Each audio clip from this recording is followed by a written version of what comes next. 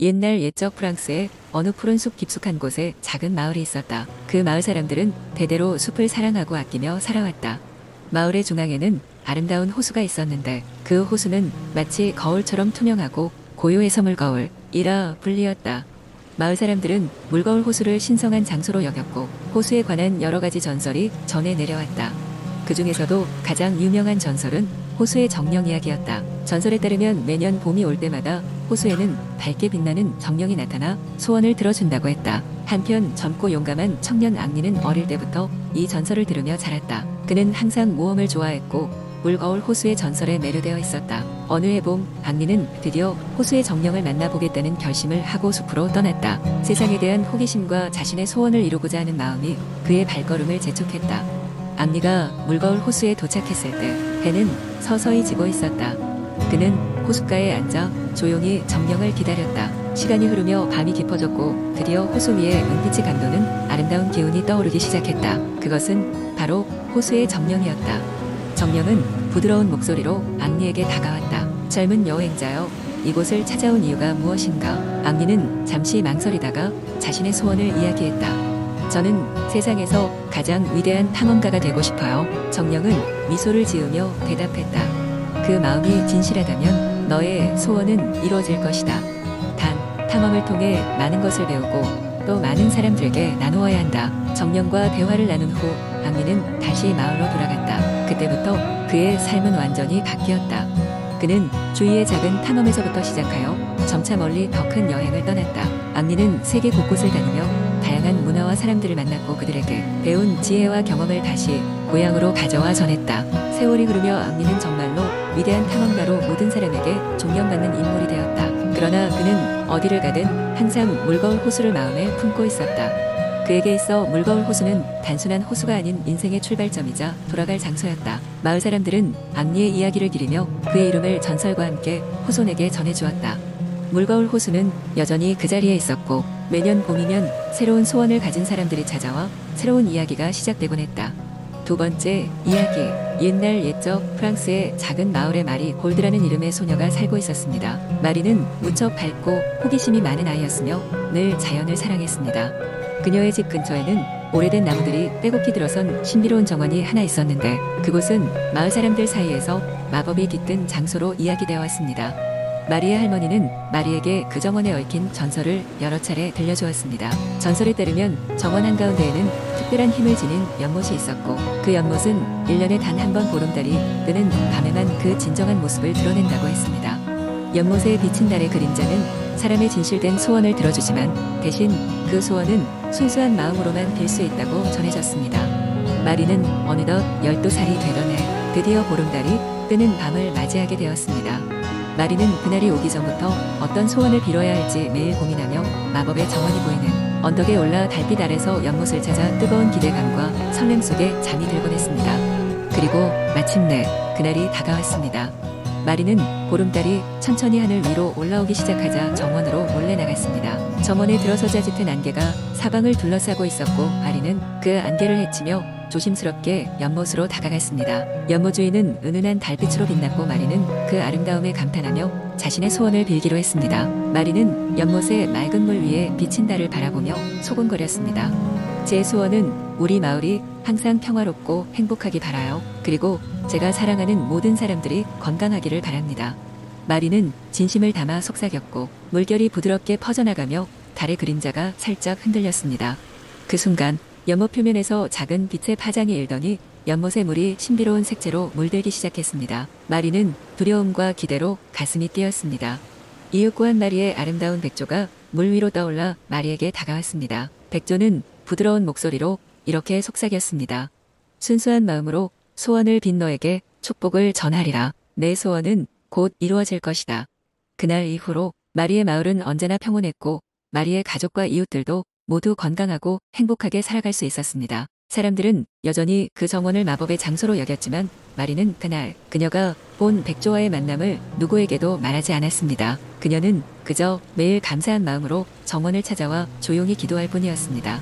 그리하여 이 이야기의 끝은 진정한 기적과도 같았습니다. 마리 골드는 자라서도 그 마을에서 늘 사랑받는 존재로 남았고 그녀의 순수한 마음은 그녀가 떠난 후에도 오랫동안 사람들의 기억 속에 남았습니다. 마법의 정원은 늘 그 자리에서 사람들을 기다리고 있었으며 마리는 포근한 달빛과 함께 영원히 기억 속에 남았습니다. 세 번째 이야기. 옛날 옛적에 프랑스의 조용한 시골 마을 프로방스에는 아름다운 장미 정원을 가진 한 쌍의 자매가 살고 있었습니다. 언니의 이름은 클로에, 동생의 이름은 로젤이었습니다. 클로에는 장미를 가꾸는 데 뛰어난 재주가 있었고 로젤은 백합을 사랑하여온 정원을 화려한 백합으로 가득 채웠습니다. 그리하여 장미와 백합이 정원이라 불리는 그들의 정원은 수많은 이들에게 사랑받았고 봄과 여름이 되면 진한 꽃향기가 온 마을에 퍼졌습니다. 그러나 이 아름다운 정원에는 사람들이 알지 못하는 비밀이 하나 숨겨져 있었습니다. 바로 이곳에는 마법이 깃들어 있었던 것입니다. 둘은 아침마다 정원을 돌보았고 그들이 사랑으로 키운 꽃들은 저마다 비밀스러운 힘을 가지고 있었습니다. 장미는 사람들에게 사랑과 용기를 주고 백합은 마음의 평화를 가져다 주었습니다. 이 마법은 마을 사람들에게도 퍼져 그들이 각자의 고민과 슬픔을 극복할 수 있도록 도와주었습니다. 어느 날 마을에 낯선 여행자가 찾아왔습니다.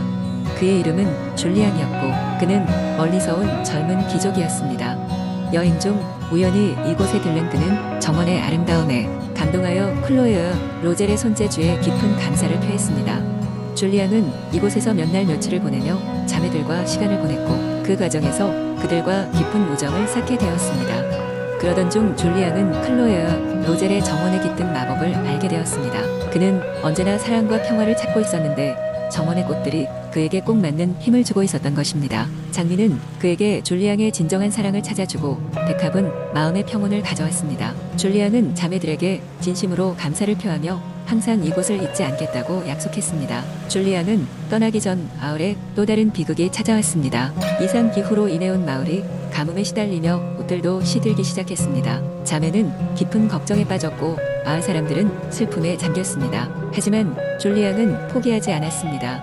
그는 자매에게 함께 정원을 지켜보자며 제안했고 모두가 함께 힘을 모아 정원을 가꾸었습니다. 이후 그들은 꽃들의 마법이 더 강한 이유를 알게 되었습니다. 그 힘은 사랑과 협력이었고 모두가 마음을 합쳤을 때 그 진정한 힘을 발휘한다는 것이었습니다. 마을 사람들은 이 사실을 배우고 서로를 돕기 시작했습니다. 결국 그들은 가뭄을 극복하고 정원의 생기를 되찾을 수 있었습니다. 그리하여 마을은 더욱더 평화롭고 사랑이 넘치는 곳으로 변화하였고 자매의 정원은 언제나처럼 아름답게 피어나게 되었습니다. 줄리안은 약속대로 이곳을 자주 찾았고 이 모든 과정은 마을 사람들에게 진정한 삶의 의미를 알게 해주었습니다. 그 후로도 장미와 백합의 마법은 마을 사람들에게 깊은 영향을 미쳤고 모두가 행복한 삶을 살아가게 되었습니다. 그리고 자매의 전설은 여러 세대를 넘어 이야기가 전해져 내려오게 되었습니다.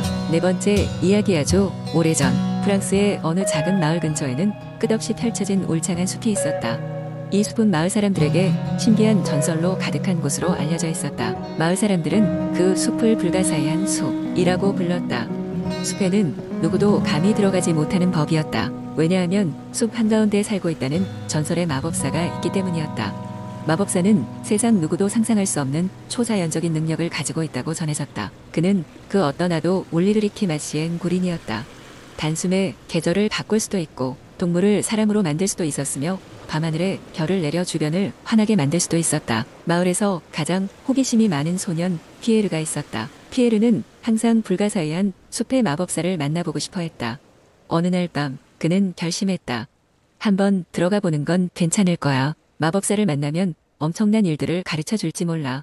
드디어 피에르는 부모님이 잠든 사이 몰래 집을 나와 숲으로 향했다. 숲은 어둡고 무시무시했지만 피에르는 포기하지 않고 계속해서 걸어갔다. 갑자기 그의 앞에 반짝이는 작은 빛들이 나타났다.